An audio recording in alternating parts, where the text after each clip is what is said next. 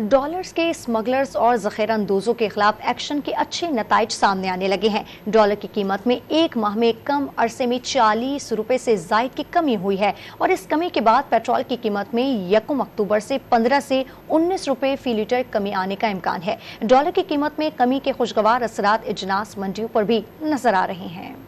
Dollar के स्मगलरों और जखीरा अंदोजों के खिलाफ मुल्क गिर क्रैक डाउन के मुस्बत असरात सामने आने लगे।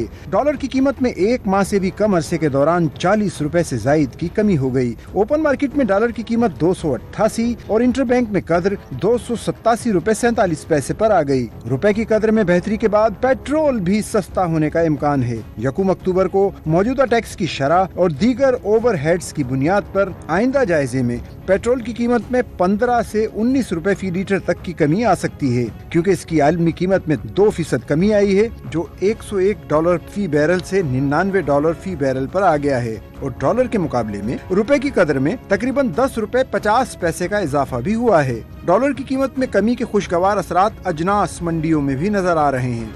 कराची के अजनास मार्केट में दालों की फी किलो कीमत 50 रुपए किलो तक कम हो गयी। खुर्दा मार्केट में कीमतें बदस्तूर ज्यादा हैं। परचून फरोशों का मौकिफ है कि एक हफ्ते में यहाँ भी कीमतें कम हो जाएंगी।